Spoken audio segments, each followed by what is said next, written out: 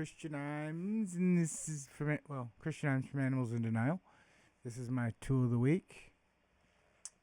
This is my Epiphone Traditional Pro Gold Top, and it's been getting the job done.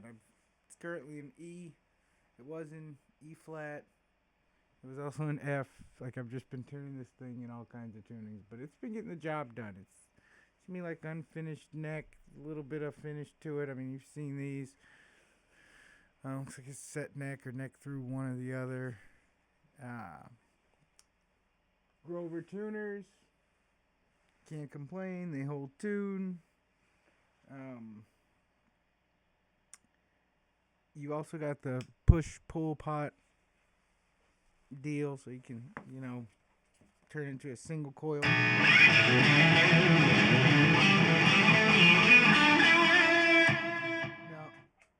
which is really more apparent on like a model like this.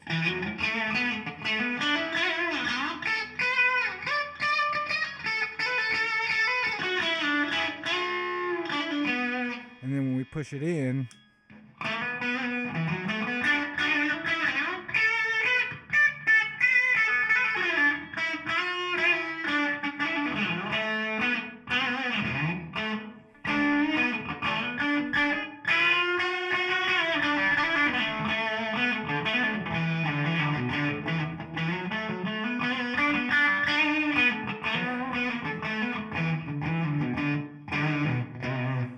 similar thing, you go up to the rhythm pickup.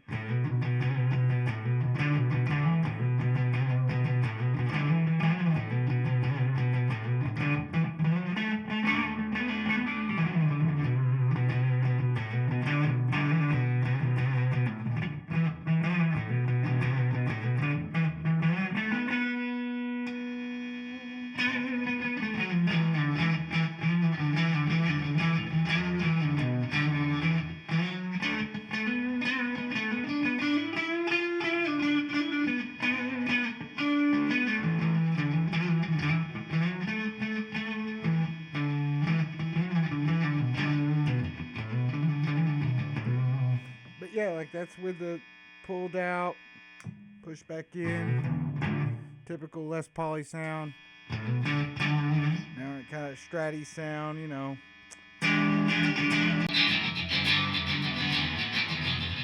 Yeah, you can get that kind of nastiness, but that was the same model, and we didn't change the amp or anything like that. We just changed the pickup things, so it's like you can see how it can give you a whole different vibe. This is with them both on.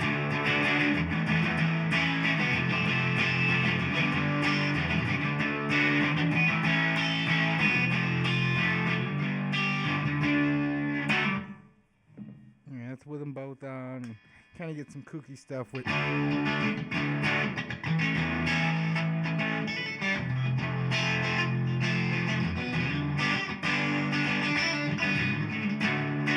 Yeah, you kind of get some kooky stuff with mixing that, and like you put that one there and pull this one out.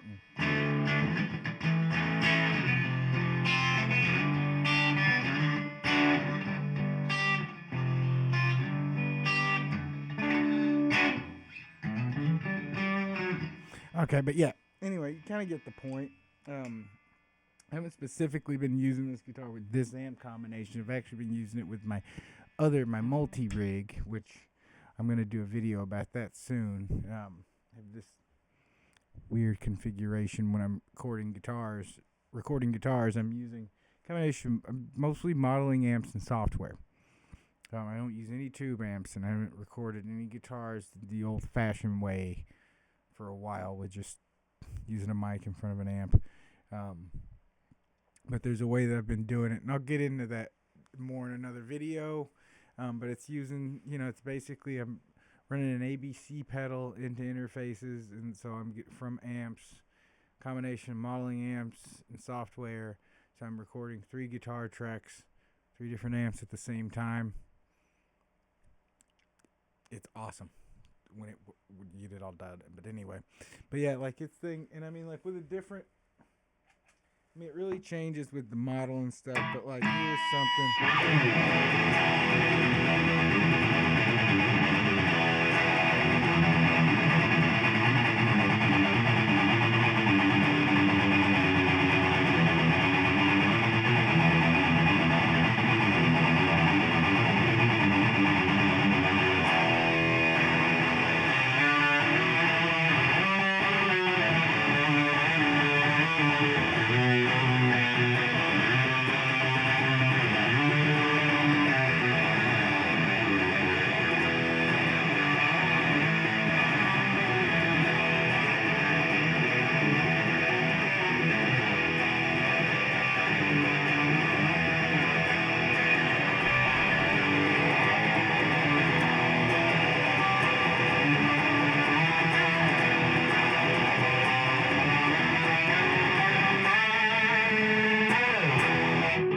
So yeah, anywho, yeah, I mean like this thing, 22 frets. The same deal with the typical Les Paul bridge. Funny thing is, like, I wanted to get this thing set up and stuff because of the way the action was, but letting it sit, I don't know if it was just too new or what, because this is a post-COVID. This is one around the COVID times, so the guitars were getting made very quickly. But yeah, like since I've just let it sit, the action's got. It's like I don't know if the neck moved or something. I don't know, but like it's playing a lot better. Like this last week, I've just been enjoyed playing this thing, and I'm just like, yeah, we're in the game now. So yeah, it's been gives me, it's not a Gibson, it's an Epiphone, but I have a Gibson, and this thing is just as good as that Gibson. It's got the binding around the body and everything. It's a gold top, and the lust for the gold top is real. I mean, like it's just everybody wants one. People tell me about Slash, and like that wasn't it for me. It was Robin Thicke and Nine Inch Nails doing the Fragility tour. That's what made me want a gold top. It's Robin Thicke, and I hear he's got a signature. Well, he's got a signature Schecter that they did that I really want to get my hands on. But there's also a signature Reverend that's really like, ooh, I want to try that thing because it looks like everything right with a Les Paul and an SG kind of made a baby, and it's like, ooh, I'm into that. But anyway, right now we're recording. I'm actually recording, so when I'm actually recording, I'm not really acquiring new gear. It's not really something I'm on the radar. I'm too busy using what I have to milk out all of the ideas that I have floating around to get them out. So by the time it gets to, when I do get to buying new gear, you'll know about it. But because there'll be a lot of stuff being released and stuff like that, which there's a lot of stuff now. But just want to check to make sure. Okay, so it's on a cleaner model that I use. So this thing, I'll show you how it pretties up.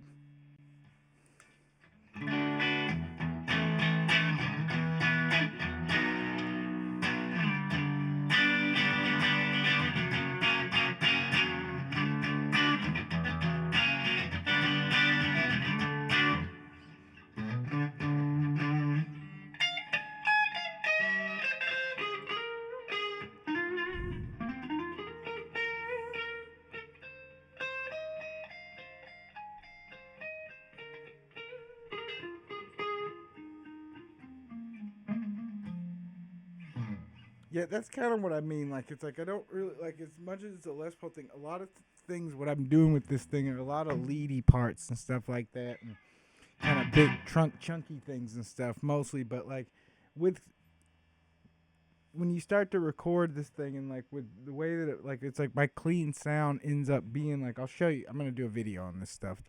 My actual amps and stuff that I'm using to record, the way that it's set up. Because it's a combination of modeling amps, some software, some preamps from the interface into this, like color box, pedals.